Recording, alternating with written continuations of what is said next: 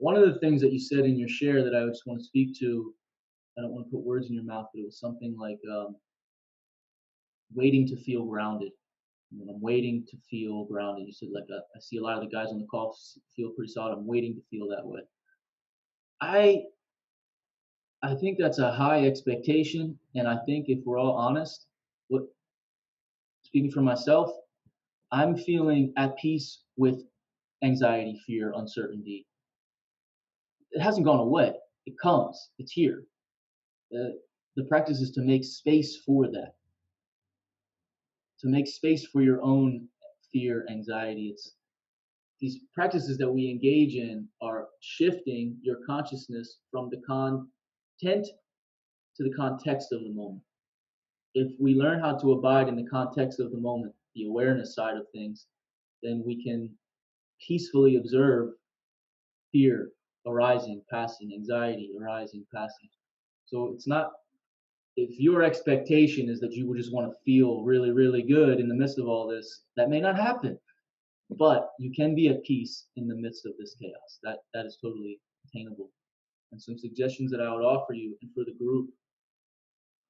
Some of you guys might know my teacher, Paul Chek. I'm a Chek practitioner, holistic lifestyle coach, level 3. He's a great teacher, great man, one of my true beloved teachers. And so through his system, we outlined 6 pillars of wellness. And I'm going to share with you the pillars, and then you could attach an action item to each one of them to help you come back to center, to come back to health and vitality, and really to build up some defenses against what's happening right now.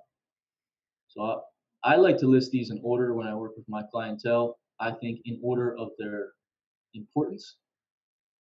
Well, I heard someone say this once.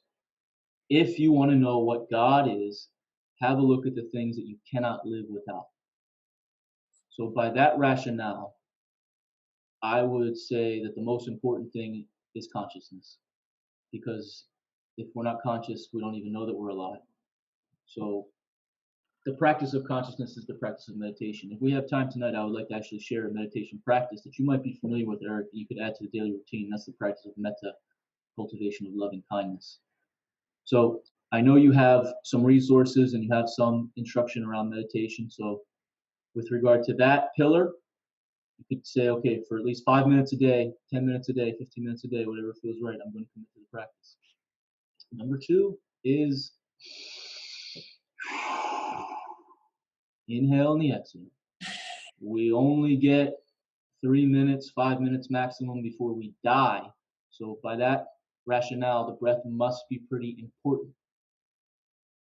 I have found my daily breath practice, particularly in the last few days, to be an amazing refuge to revitalize me when I'm not able to move as much as I would like to move, and to calm my body, mind. And also, obviously, it has very profound effects on the mood, but it stabilizes the immune system.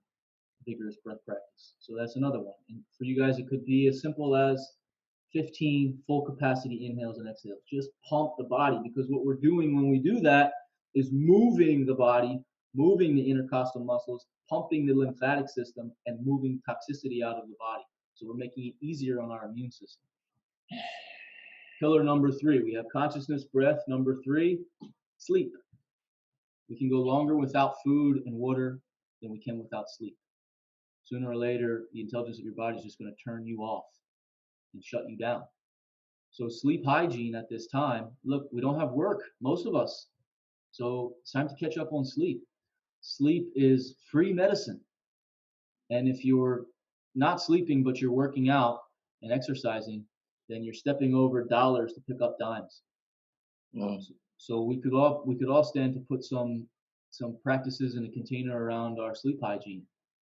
It's best that the human being gets to sleep around 9 or 10 o'clock and wakes up around 6, because we are connected to this planet. We are part of the rhythms of nature. We're connected to the rhythms of the sun.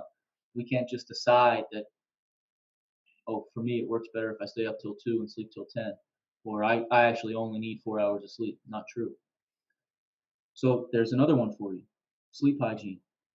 Number 3, and we have to do this to the best of our ability in these times, is hydration. Not only do we need to drink enough water, but we need to make sure that the quality of our water is good, and tap water is not clean. So as a general rule, you'd be wanting to drink at least half your body weight in ounces every day. And when we do these things, when we sit still, when we take deep breaths, when we drink enough water, when we get enough rest, make it easier on our body to fight disease. And that's very important right now. And then obviously the next one is nutrition. So a whole foods diet is highly recommended. Whole foods means foods that would not confuse cavemen. That excludes shit like granola bars, protein shakes, Pop Tarts. We want to eat good whole food as close to its natural state as possible. Food is not just calories, it's information. And we need to make sure that our food speaks in a language that our body understands. I might sound like a broken record to some of you guys, but this bears repeating. The human diet has changed more in the last 100 years than in the previous 40,000 years. And that's why people are getting sick. The defenses against the coronavirus are the same as the rules for cultivating health.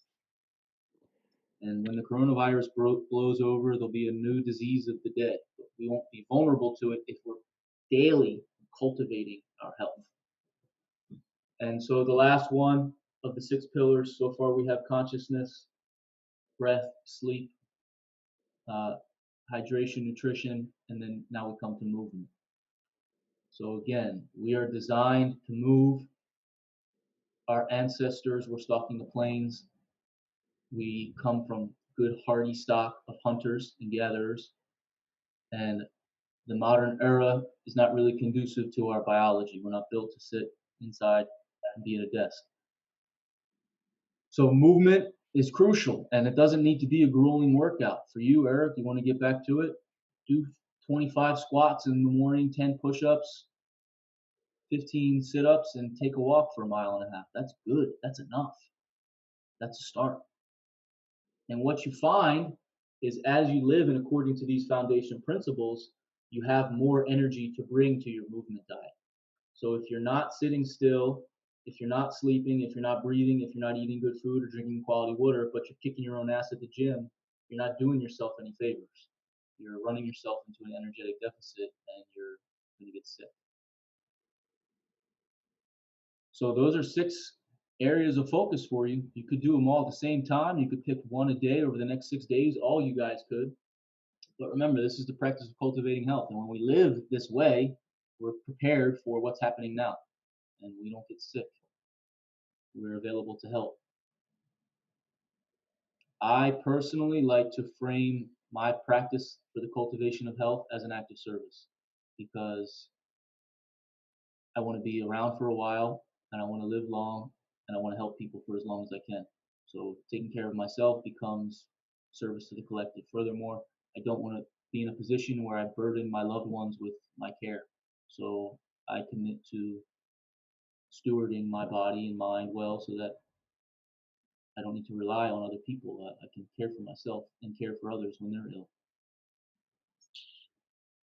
So I think if you bring that motivation to your health, it deepens your practice and it makes it less about aesthetics and makes it more about love.